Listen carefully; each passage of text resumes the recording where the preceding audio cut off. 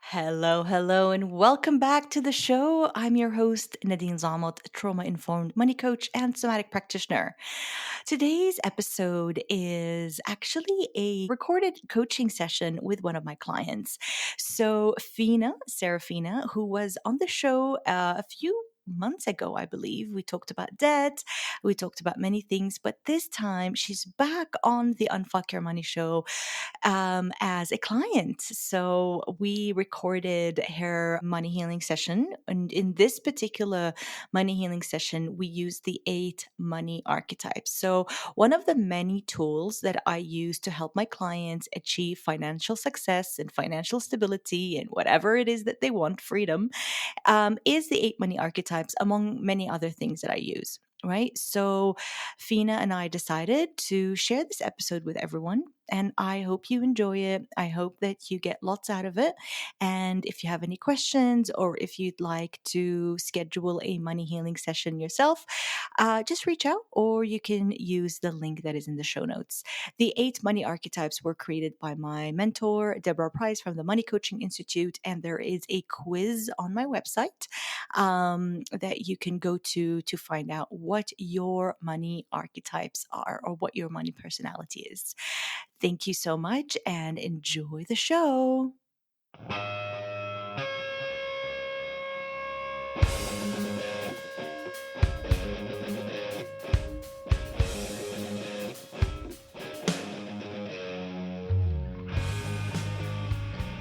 So, just settling down. You don't need to do anything except for receive guidance and just be. And got your water with you. You're all good. I've got watermelon kombucha and coffee. Awesome. All righty. Okay, so just want to first and foremost say welcome. I am so happy that I have the opportunity to provide you with some coaching and some guidance today. And we're going to be using your money archetypes as, kind of a touch point to see where you're at with money. They really offer this beautiful, kind of a shortcut to a lot of people are like, okay, so I know I am blocked with money, or not necessarily just blocked, but I know I have like money stuff, but where do I begin? And these money archetypes are a fantastic shortcut that can help me gain such a great insight on what your actual beliefs are and where these beliefs came from.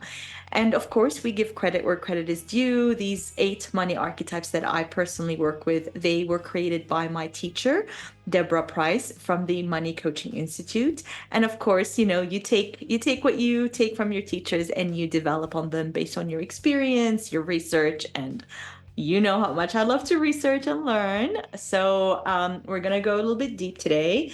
And I understand that I've received your verbal and written consent to, publish this on my podcast. But at any point throughout our session, if some stuff come up, which maybe they will, and you want to change your mind and, say like, Nadine, can we not publish this? That is absolutely welcome and okay. All right. So, Thank you so much. yeah, you're welcome. So, this is a safe space. This is your space. You are in the driving seat. Okay. I'm just sitting next to you, navigating. At any point during our journey in the next 30 to 45 minutes, maybe longer, who knows? If you want to change directions or if you want to pop the brake on and say, hey, Nadine, I don't want to go there. It's your journey. May I ask something about that? Go ahead. Yes.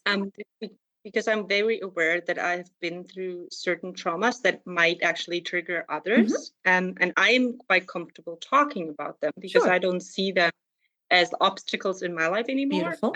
But I do not want to be triggering others or not going too deep in specifics. I just wanted to know, can you help me guiding the level of information that I should share so it is appropriate to the podcast for you to share on later? Sure, of course. So we're just going to go with whatever flows. Okay. And I will be guiding towards, just helping, guiding things to where it's appropriate.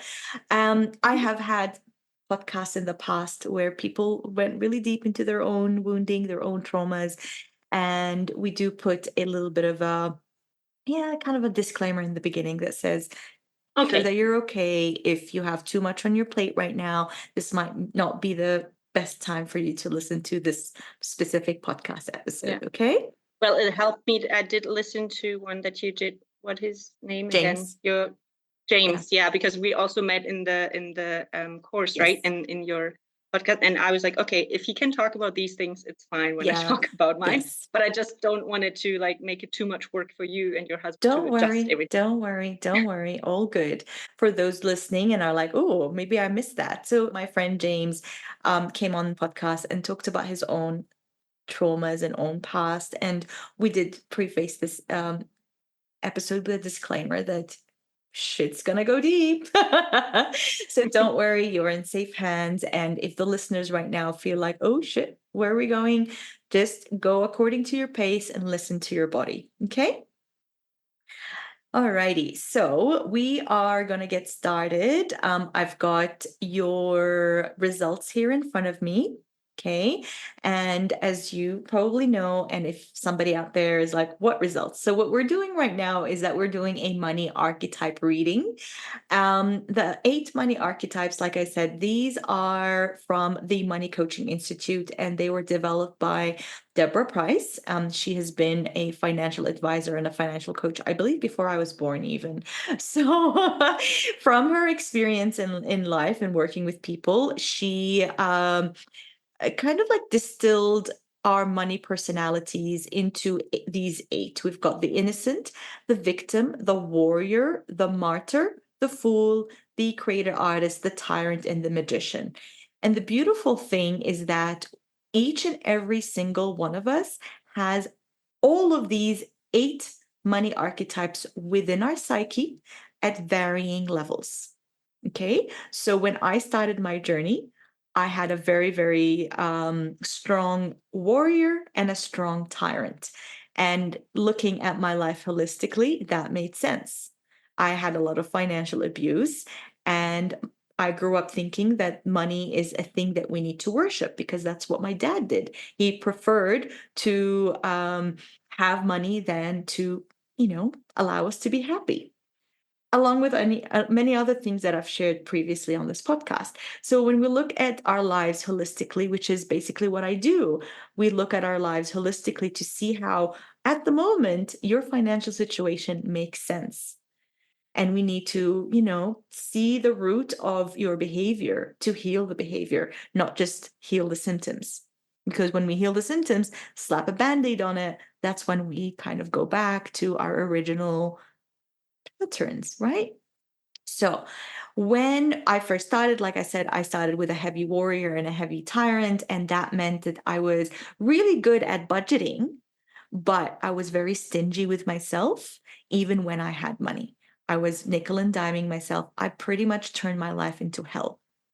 And that's that strong tyrant. So, what we would like to see ideally is a strong warrior archetype and a strong magician archetype.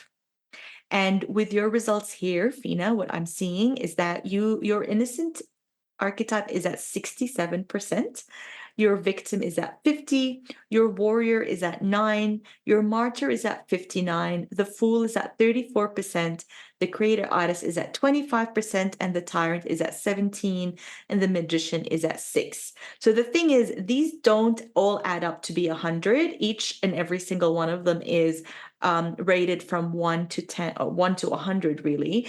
And the results of these of the results I'm seeing here are because you completed the quiz, and I'll pop in the quiz link inside of the show notes.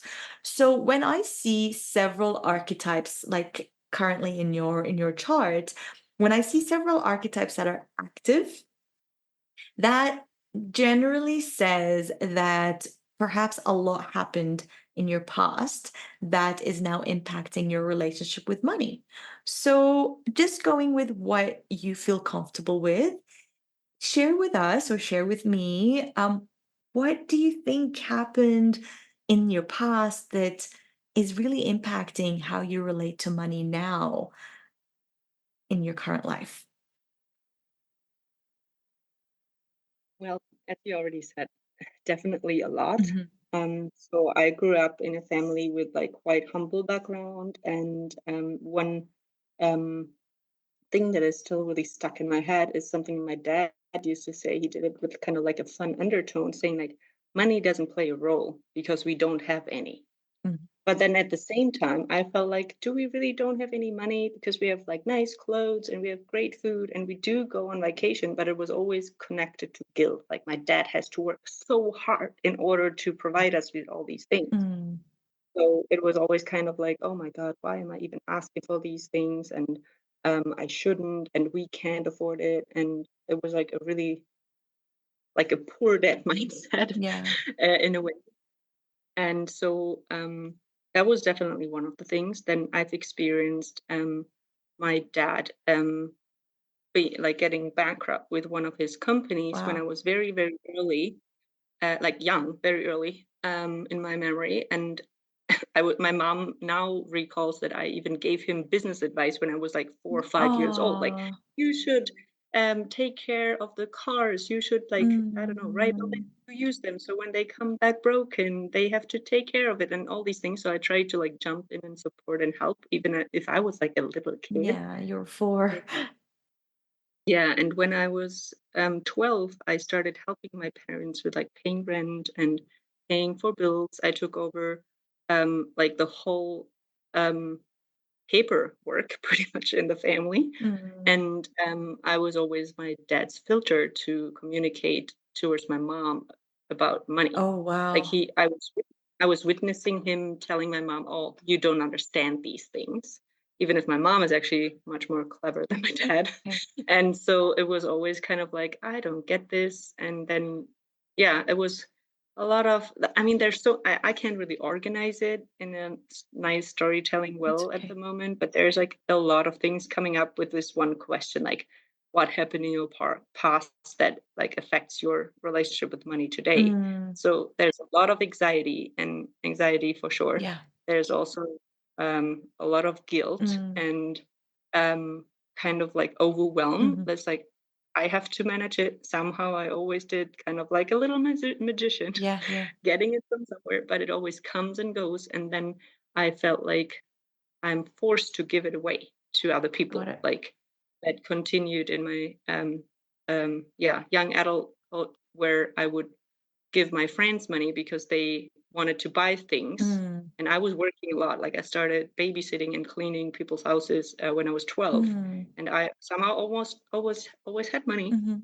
but I gave it to my parents or my friends, or I also took care of things very early, like financially for my Yeah. family, and still am. Still are, yeah. And yeah. One thing my mom just recently said to me is like, if you would have kept all the money you've made in your life and not given it away to all of us and everyone else, you would be wealthy by now. You could Mm. probably afford buying a house or like living the life that you actually want. And I feel like no matter how hard I work, I'm very aware of like applying lots of the patterns that I disliked in my dad to my own life, but still feel like trapped in them. Mhm. Um, that I'm like, no matter how hard I work, it doesn't matter if I make, I don't know, 2,000 euros a month or 7,000 euros a month, it's still the same struggle.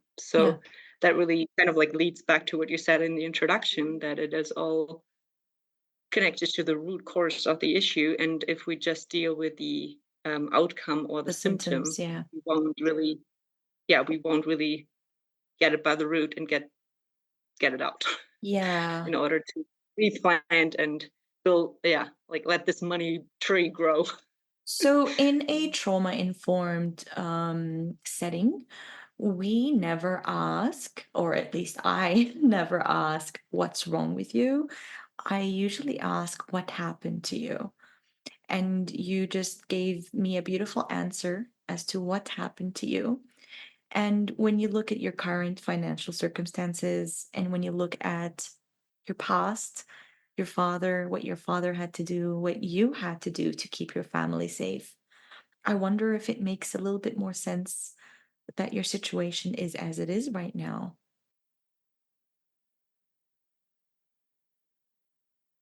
Yeah, I mean, I'm currently in a situation where there's like potentially big changes ahead, and I would like to make that move more intentionally. And I feel like I've been very reactive, especially to money things, and I want to like approach these things proactively, but I feel kind of like lost because I don't know if there's knowledge missing or ability missing or I don't know, Yeah. just money missing to Yeah, do yeah. things. Fair enough. So it definitely makes more sense, and I've thought about it a lot. Mm. I also think it is not just the direct money-related things that Oh, caused my no, it's behavior never here. just the money It's related things. yeah, It's usually more than that. That's why when I really like dig in and work with people, it's not just like, okay, cute, let's do a couple of sessions. It's more like, these sessions are good. The archetype sessions are good to kind of give that clarity, and I can offer a roadmap towards the end. But usually, when people engage my services, it's for at least 3 months, sometimes a year, to be honest, because these things are not just about the money, right? So, with your current symptoms, let's just put it this way, it your archetypes are to the point. They really are expressive. So what I see in your chart is that you do have a lot of anxiety. You do feel a lot of fear. There's a lot of fear that comes up for you. You are financially dependent, but your dependence is not like you depend on someone to give you money, but your sense of security comes from people needing you. Does that make sense? so that's, like, spot on. Spot on. Yeah. It's like yeah, it is like, I sometimes, consider myself like a helpless helper. I Yeah. mean, I even chose a career where my aim is to help, Mhm. but, like, valuing myself in that relationship somehow and, like, allowing myself to receive, Yeah. even as a service that people have to pay for, I have a really like, like I struggle with that, Of even course. asking for what it's worth. Yeah. Yeah.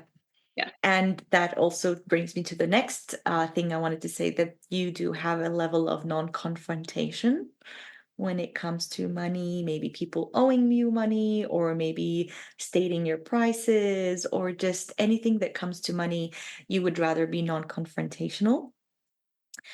And there is some naivety that's happening as well. There is, you said, I don't know if it's a lack of education or a lack of something. And the way I work, and I know there's a lot of different perspectives on this, but the way I work is that I usually do the emotion work first, the trauma work first, before we do the education. Okay. Because Mm, really, money, as in like the mathematics of money, is pretty simple.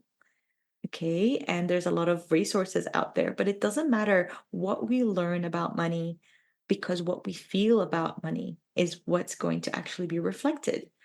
Okay. So that innocent part of you, we saw that your innocent is at 67%. And that really tells me that there's some kind of like naiveness. That's not the word, naivete, that comes with like feeling like you need to know more. But what's actually blocking that is that you're also highly emotional, and you have this feeling of powerlessness when it comes to your own finances and when it comes to money in general. This is what I'm seeing. Obviously, you tell me if this is resonating or not. absolutely. Sorry? That is like absolutely, you're like reading my soul. Yeah. These archetypes are great. You're also quite generous to a fault, as we saw. There is also a feeling of betrayal, perhaps. Oh, yeah, that reflects to probably all my romantic relationships Mm, and also even like the relationship with with my father I was and gonna say, definitely yeah. money and actually just like portrayal when you come up. I had this friend that I just recently lent a lot of money. I mean, I think it's a lot, like a few thousand Well, euros, yeah. and she when I got to the point to I feel super uncomfortable asking Yes, someone that to non-confrontational. reimburse me, Yeah. especially because I was raised like, if you lend someone something, no matter if it's a book, money, something like an item, it's not on you to request it back. Mhm. It's like when you receive it, it's your responsibility to give it back. Mhm. And so that is like a big belief that I still carry. Mhm. And I'm like, okay, it's not working that way because I have friends in middle school that still owe me a few €100 or would Mhm. because I pay for all these things. Or I don't know, my brother and like all these people. And then this one friend who I actually paid for her service to help me set up some social media stuff that she actually did not follow Oof. up on. Yeah. And she was in a very desperate situation, struggling financially, being by herself in the UK, not having any ability to get her money out, but she was apparently quite wealthy. So I helped her several times, paid for her rent, lent her Wow. money, Yeah. but it was quite clear that she gives it back. Mhm. And then after 6 months, after a year, like I just very softly tried to ask, Mhm. hey, I would Mhm. give this back. And she just cut contact with me, deleted me on our like social media, doesn't answer the phone anymore, Wow. and I'm so gives me the sorry. feeling like, okay, yeah, she moved back to Russia, so I feel guilty asking her. It's like, what happened if maybe she got injured in the war or something happened to her family? Who am I to ask her for the money back? Understand. But that was like way before, and I did need it in those situations. And so there's a lot of betrayal Mm. connected to money as well Yeah. that I just became aware of when you asked. Well, I'm glad I asked. Thank you, Nadine's intuition. Sometimes I'm like, oh, thanks. That's great. So of course, there's like that push-pull energy of being both judgmental and the rescuer.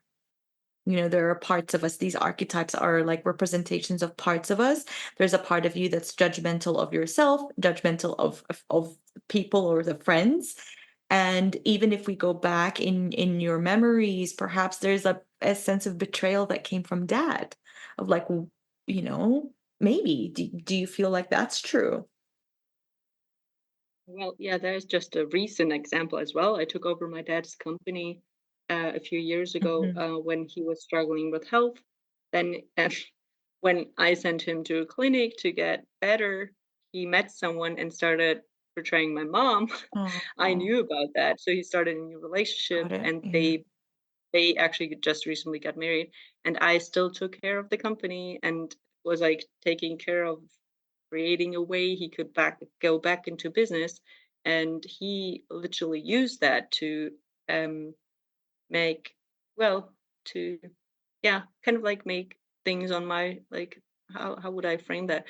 Take it out on my shoulders. So he Mm, would do things but not talk about, and like put me in the position to carry all the risk but get all the advantages. wow. Yeah. And I just really recently in April managed to go through with like leaving the company and giving like stepping down as CEO and like giving it all back, which cost me losing 75,000 euros again. Wow. And but it was more like it was worth more for me to cut these course and Yeah. like don't be in the environment of risk or like Mm, other people taking risks on my behalf somehow that I decided to do that. So I feel betrayal on that positive as well because mm. that is not very Hang nice. on a sec. I am also sensing a self-judgment.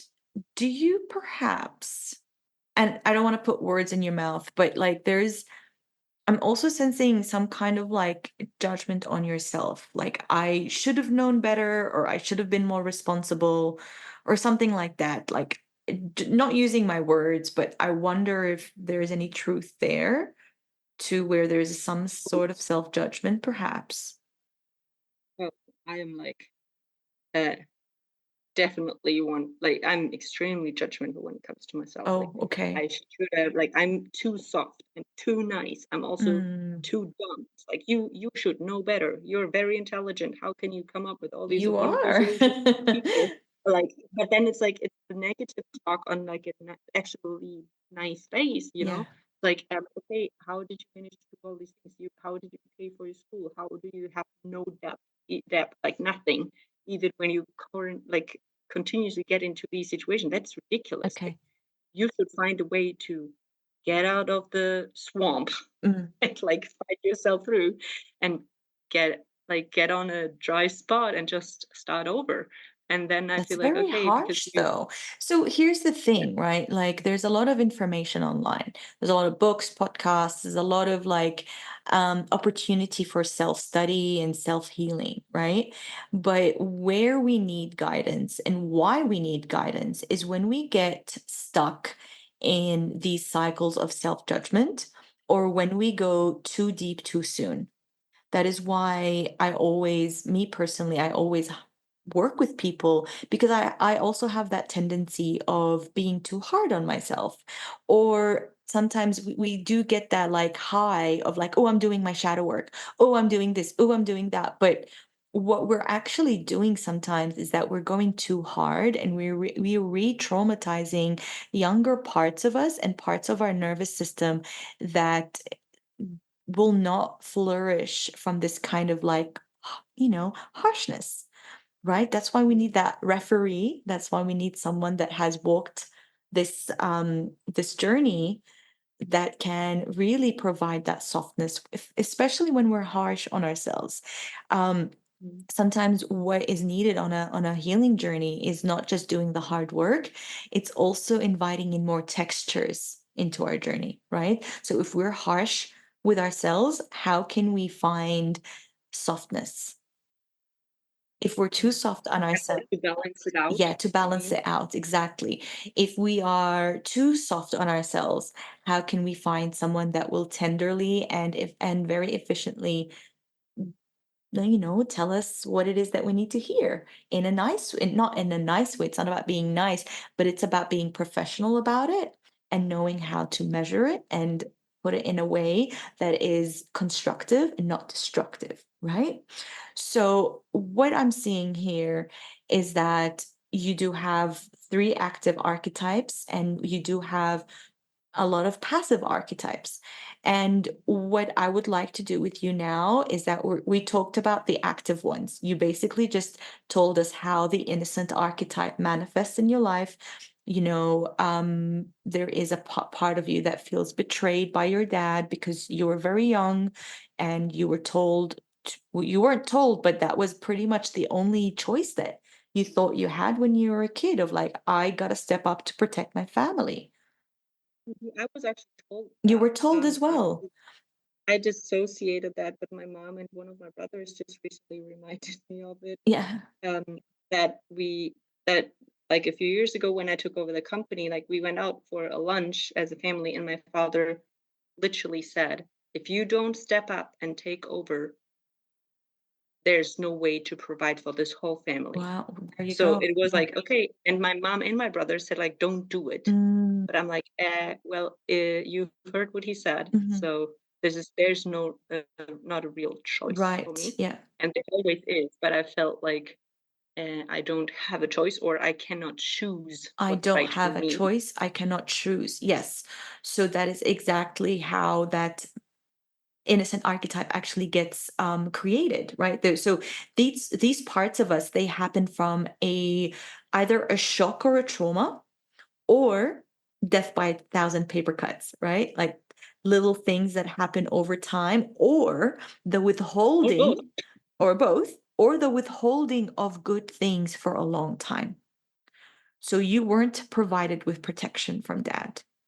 You weren't provided with a childhood. So it's very, very, it makes a lot of sense that that innocent archetype is quite active, right? That innocent archetype is the part of you that is really feeling like, I need protection. And what is the pattern that comes online when people need protection, whether it's an internal part or an external part? Like an external human or an internal part. What is the typical pattern that comes up? Probably kind of like numbness, like dissociating, not taking care of yourself, and like waiting for someone to rescue you and not taking action on And things. what do we know about when we wait for people to rescue us, given your history? They never show up. Exactly. So There's no who one shows coming up? to rescue me. You show up. So any of these instances in which you perhaps were overgiving or over generous to people, I would like to kind of go there, if that's okay, and ask you, how were these circumstances helpful for you to keep you safe and connected?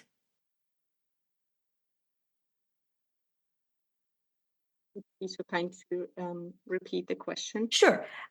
If you look at these circumstances, instead of saying I was, reckless or I was overly generous, if we kind of look at them from a different perspective of like, how did these actions or behaviors keep me safe and connected?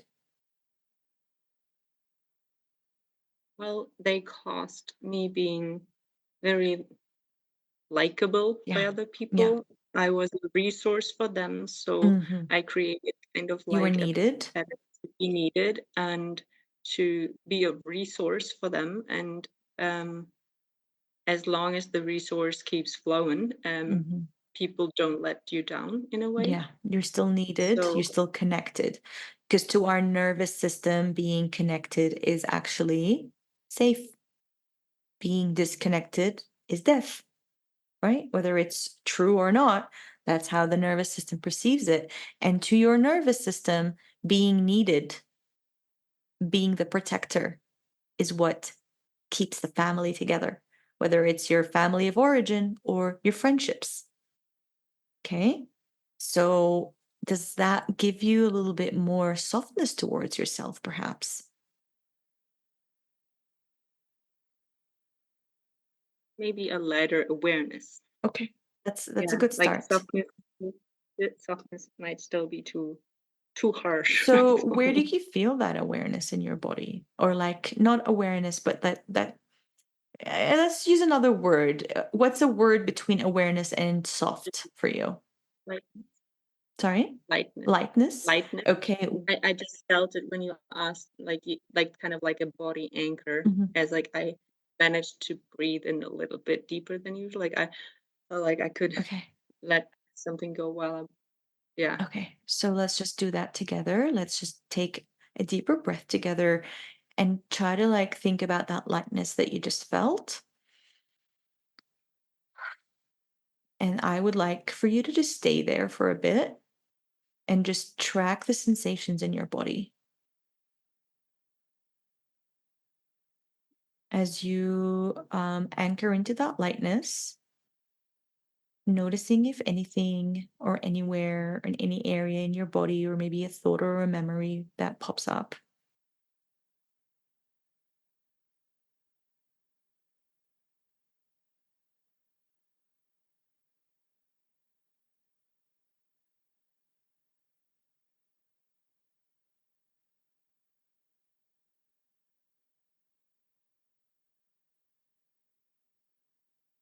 What's happening?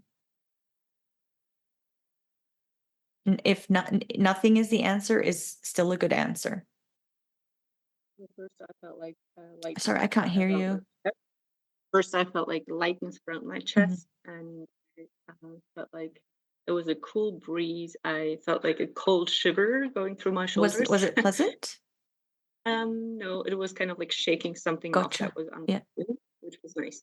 And then I was trying to like recall a positive like memory or like imagine something. And then the first thing that came to my mind was kind of like a very like a pure white dove, like shaking her wings. A pure white But then dove? memory, Is that what you yeah, said? like Yeah. a dove, like a bird. And weirdly, I went back to several memories that I associated cognitively with like a light feeling, Mm, and then they went quite fast to like, actually, yeah. they Gotcha. were not. And Yeah. so, yeah, I picked up this, like, the short moment, and then I moved on to the next. So it's Mm, like there was really, like, full moment, but, like, little flashbacks, little, like, small Got situations, it. let's Yeah. say. So typically, next time when we do exercises like this, what I would invite you to do is not invite your mind to spill out memories, to just allow the memories or no memories to kind of come organically and naturally. Okay. Because this is a body based approach to working with these parts. Okay. You're not doing it wrong or right. There's no wrong or right here, but it's more of an invitation of allowing, of creating Mhm. space for maybe other things to emerge as they, as they want organically, naturally, instead of us forcing it from our mind, right? So just checking in, how are you feeling? Because we're going to move on to two other things. This is where the roadmap comes in place. But checking in with you, your body, how are you feeling? What do you need? Would you like a bit of a break? Would you like a glass of water? Would you like to shake things out? Yeah, I feel like I'm in flow mode. I'm like, I want it all. I'm like hungry now. Great. Like I feel ready and not rushed in like a calm way. Mm. Like I would like to. I might have a little zip up my Yeah. drink If you and can also put your mic in front of you because your voice is coming in and out and I'm having difficulty hearing. It's not bad. It's just that I'm needing to like really like put my face inside of the computer to hear you, even though your voice is not coming from there. I, So yeah. or is it any better like Yes, that? that's much better. Thank you. Okay. Okay. So now that we've very lightly, so what you just said is very typical. When I first start working with people, they want to go all in 100%, right? And it's very nice. It's cool. I love that. However, that's where my role comes in of like, we need to slow things down. We need to take it in a very titrated, one step at a time kind of pace. Okay. And what I want to also add here is that when we heal trauma, it's not just about going into the pain, it's also about increasing the pleasure, increasing the good things. That's why we do glimmer hunts. That's why we look at what's working. Okay. So we don't just always go into the parts and all this. We actually have to go at it from a very not calculated, but kind of a measured perspective. Okay. That's why we need someone who is trained, right? That's why I did training for all these years so that I can actually walk you through in a way that is not just like too happy and yay, oh my God, babe, or too like gloomy. We kind of need to level these things out. So when I I love look, that, especially like the increasing pleasure part, yeah, because that's a challenge for me. of I don't have course. an issue like doing hard work Of and like course, of course. difficult things. So like 99% of the people that come to me, including myself, they don't have issues with doing the hard stuff. The hard part for them is increasing the pleasure. Mhm, Okay? And actually, the absolutely. the the funny thing is that we do all this trauma work to experience joy. But if joy does not feel safe to your nervous system, what is the point of this work? That is why we need to do it in a measured way to where we are slowly working on the pain and increasing your tolerance and capacity for the joy, increasing the capacity of your nervous system to hold in money. Because right now, what you're Mhm. telling me, well, you didn't really tell me that, but what I'm seeing is that to your nervous system, having money for you is dangerous because dangerous means disconnected. You having money and your friend needing the money, that's complete danger to your nervous system. So the rewiring that people talk about, rewire your nervous system, is actually really working with that capacity of increasing your capacity to receive and also boundaries. So this is where we're going to go into the roadmap. Okay. So your warrior right now is at 9%. Your magician is at 6%. And remember earlier, I said ideally we want to see the warrior and the magician way higher. Okay. Mhm. So, what we're essentially doing here is we are financially reparenting your parts, right? So, to increase the warrior and to increase the magician, it's more about decreasing these parts by, well, we did a great job today, and that's a very good start of like actually touching these parts and seeing I see you. I know you're there. I know why you're there. You're doing a great job at protecting me. Thank you. I see you. I know why you're there. You're doing a great job to protect me. Thank you. Just like holding space for these parts and not saying, oh my God, fuck you, go into the closet. No, we're bringing them into the light because they are parts of you. And that is the first step of receiving, because if we can't receive ourselves, how can we receive abundance from the world? If we are rejecting ourselves, we're rejecting what it is that we want, because abundance is all around us. And abundance begins with accepting and receiving ourselves first and foremost. Okay? Oh, I see you sighing. What's happening? Yeah, it's a big thing. Also related to money, I just today received an email from my current boss, um, with an attachment that is about my retention bonus. Mhm. That is not, so the mail says like, for your great work, we want to appreciate you get this bonus. And then it said like in the attached file, it says like, um, if you don't quit until then and then. Oh, So it conditional, is conditional, very, conditional. very Got it. conditional. And I have chosen to leave that job because it is not suiting me and it's not getting anywhere where I want to be. Mhm. And also doesn't give me the financial freedom and the like ability that I'm aiming Yeah, for. So that really helped me to like, and I've felt guilty all day. Like I'm letting them down. I can't do got it. this. I Yeah, can't yeah. do this to my That's that clients. martyr archetype speaking. And yeah, and I'm like, that just like just what you said just made my day. I'm like, I can learn to allow myself to choose myself. Yeah, yeah. Oh, Thank I you. see you. I see you. I witness you. It's okay to cry. I'm so grateful for unity.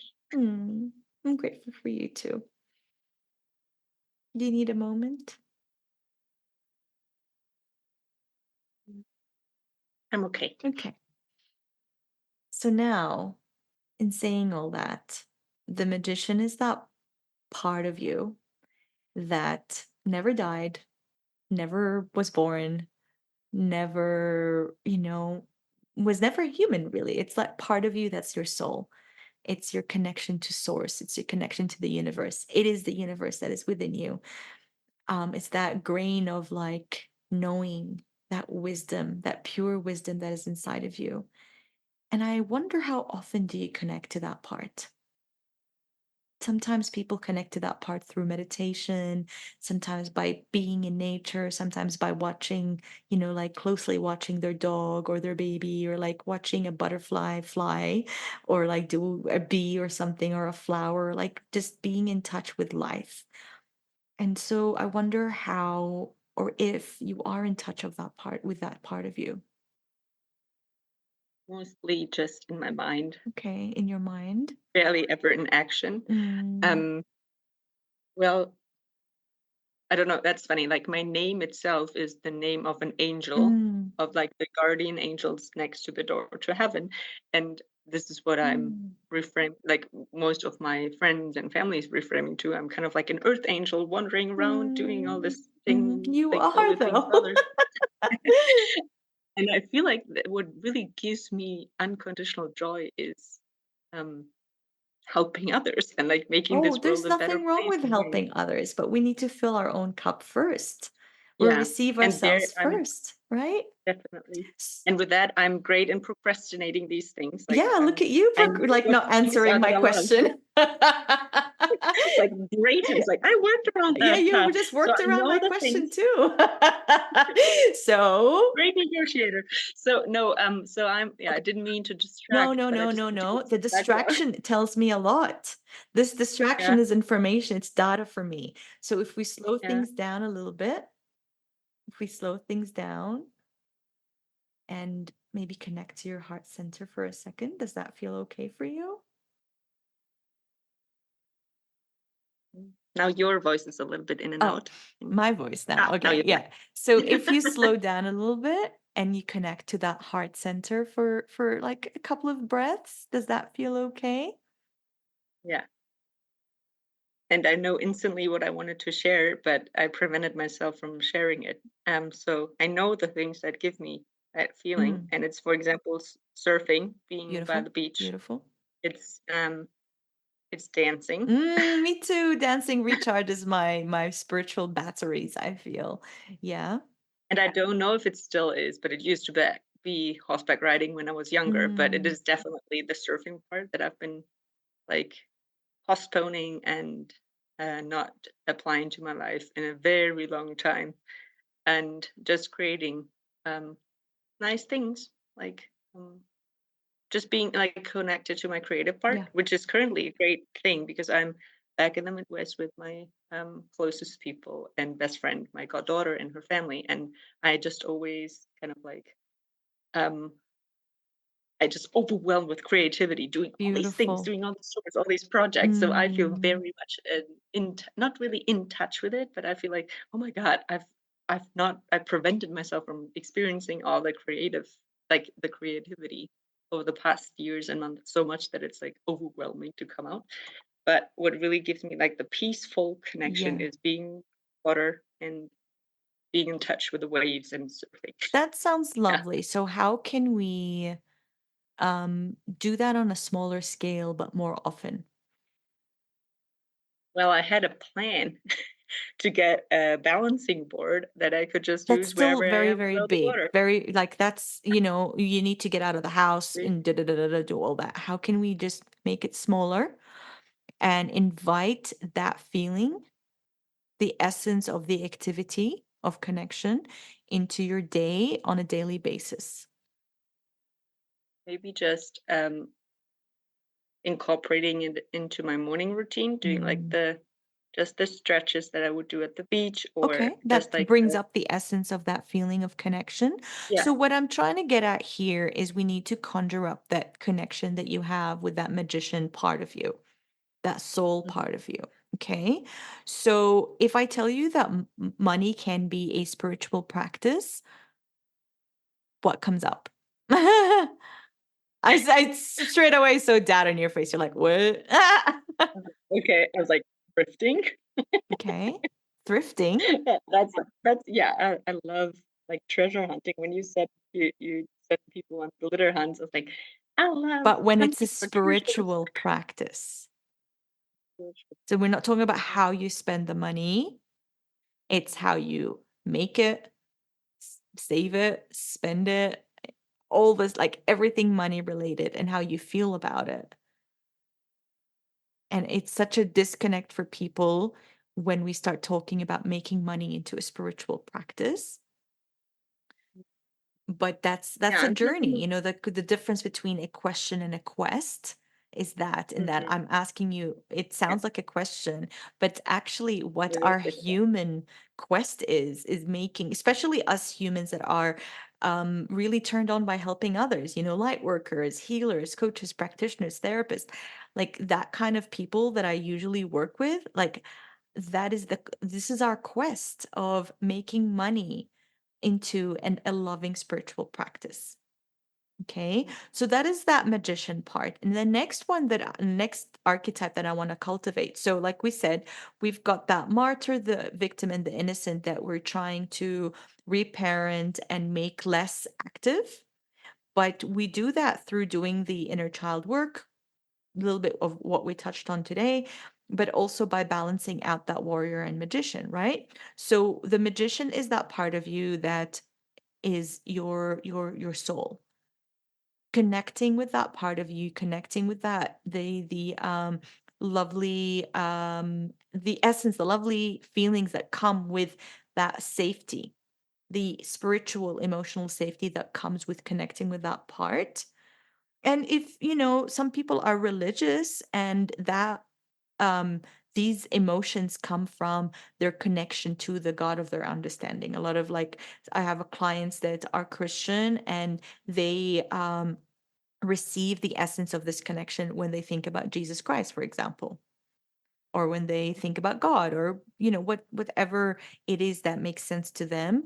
It's not about what you believe in, it's about the feeling that that belief makes you feel on the inside, that feeling of safety. Okay. And a lot of us A lot of us, myself included, we don't even know what safety feels like in our body Yeah. because we were never given that when we were kids. And it's the truth, right? Like if I tell you, if you've never had an avocado in your life and I tell you like, tell me what an avocado tastes like, you're like, it's green, but I don't know what it tastes like unless you've tasted it. That's I feel like that resonates a lot. Like yeah. I have a concept of safety, but There's a I have concept, no but it's clue not a how to felt sense of measure. safety. Mm, Okay, and that's when we take supplements, when that's when we need somebody else to provide us with a thing that we can never create on our own. And once we know what it feels like, then we can start creating it on our own. And honestly, all the work that I do, the foundation of it is safety. Safety is the most important vitamin in this journey. The other one is boundaries. So, this is when we move on to talking about the warrior. The warrior archetype is that disciplined part of you, the strategic part, the money strategy, the smarts, that education that you mentioned before, right? So, sometimes it doesn't require you reading volumes and volumes of like financial literacy and understanding the ins and outs of the stock market. It's not about that. Most of the time, it's really about boundary work, especially when you have a very strong martyr. That tells me that you need more boundary work. And here's the in kicker. all areas of Yeah, life. here's the kicker. Here's the kicker. It's about feeling safe to have boundaries in the first place, because if we work on your financial boundaries, that it's going to trickle on every part of your life. You just said you need boundaries in every part of your life, but when you work on it in one thing, it can trickle over on other things, right? When Like we a ripple effect. Sorry? Like a ripple effect. It's not a ripple Yeah. effect, it's a felt sense again. Mhm. Okay, because it's not about let's just put boundaries down. When we do boundary work in a somatic sense, that's when your body knows what's a yes and what's a no. It's not about putting down boundaries and writing down my rules, and it's not about that at all. It's really about trusting what a felt sense of a boundary feels like in your body, knowing that it's safe to say no, knowing that it's safe to write an email to your friend and say, hey, look, you owe me this kind of money. Even sometimes, like to take it on the next level, maybe even sending them an invoice, Mhm. Mm. right? So, how can boundaries become part of your life? You tell me what makes sense for you. I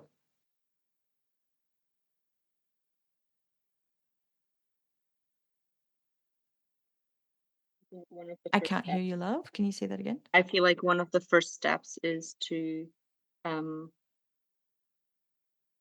to keep on like repeating to myself that it is okay and allow myself to even have any boundaries. Hmm. So, I have this, affirmations, I hear, like, yeah, okay. that would be one. Actually, one thing that I do, it just came to my mind, funnily, that I tell my clients a lot is the quantity of your no's determines the quality of your yeses, Okay, that's also to nice. yourself. Yeah. Yeah. And so I So might more apply no's. that to my, Okay, or that's more yeses to that's myself. great. That's great. That's wonderful. I love that. Okay, so it's safe to have boundaries, saying more no's. And also maybe like, I mean, I'm extremely good, I think, with like setting boundaries with myself. Like, I mean, not just boundaries, they're like freaking walls that Yeah. are unable, like We've got incredible porous to, boundaries or like walls. We don't want, yeah. either or are like it's what we need, right? If we've had porous boundaries all our lives, it makes sense that we're going to go on the opposite side of the pendulum and become really like have really strict boundaries, and that's Mhm. okay, right? So we need to go in kind of in the middle. Okay? So But I feel like I have them with myself, but not with others. So like I would mm, not allow myself to do certain things and really stick to it. uh-huh. And but I am very soft when it comes to other people. So whenever there's someone externally included in the whole thing, Yeah. I do not set these boundaries. So maybe I can learn from how I deal with them with me, a little less harsh with others, like apply it to another. circumstances, maybe. I don't That's know. where we get lost in our mind, right? Our mind is just a Yeah. maze. That's why I do body-based work. So if Okay. you want to humor me for a second and just maybe close your eyes and tap into your body, forget your mind, say just see you later. Pretend you're taking an elevator all the way down into your body. And I want you to just check in with what your body says when I say, let's go to the beach. I see you smiling. What sensation do you get in your body? Like a warm rush from Yeah. the middle of my So tummy. is that a yes for you? Yes. Okay. So just going back down into the body, and I ask you, "Hey, you need to give me 5 grand." What happens in your body?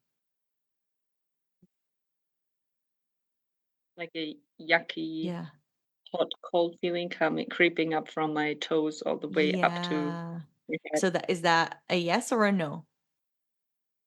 I feel like it's a body no and Yes. a forced mind yes. Yeah. Exactly. So forget the mind, it's a body no. So Mhm. when the mind is taking us into these road trips and mazes of like, yes, no, da, da, da, da, da, da, that's when we tap in the body. And we do it with simple exercises like this. What does a yes feel to me? And what does a no feel like in my body? Mhm. So a yes to going to the beach feels really warm. And no feels yuck. No. Mhm. And that's it. This is a boundary. My Mm. boundary is not to like have a boundary against myself and boundary against my dog and there's a boundary against this client but no boundary against the other. None of that. It really is about respecting the yeses and the nos in my body. Mm. Because if I have a boundary, let's say, to where I don't know, I can't think of something off the top of my head, but like a boundary would be like gosh. Uh I don't respond to emails after 8 p.m., for example. That is my boundary, right? But what if I receive a text or an email from a client saying, "Holy shit, my boyfriend proposed." Oh, I can't respond until it's in the morning. Hell no. That's a hell yes in my body. Mm. That's when I'm like, fuck yeah, I'm so excited for you. Yeah. So if I were like, no, no, no, my boundary, da, da, da, da, that just robs me from life. Because what is Mm. trauma healing? It's accessing life, it's accessing that vibrancy. So that's why we go into the body. Your body is always your body on this journey. This, money, anything, everything. So here's your homework. Your homework is first and foremost to find ways to connect with that yummy universe life energy, whether it's going on a glimmer hunt. And I've talked about glimmer hunts in one of my podcast episodes. So maybe going on a glimmer hunt. Oh, I also have a financial glimmers meditation that, you can download or people can download. So it's in my free and awesome resources on on my website. There's a financial glimmers meditation. That's a really good way to start activating all of that. And also there's a podcast episode called hang on, guiding your nervous system towards abundance. That is one of the one of the most downloaded episodes, and that is about going on glimmer hunts. So what is the reason for going on glimmer hunts? Well, there's many reasons, but in your specific circumstances, Fina, it's because I want you to start cultivating that magician archetype.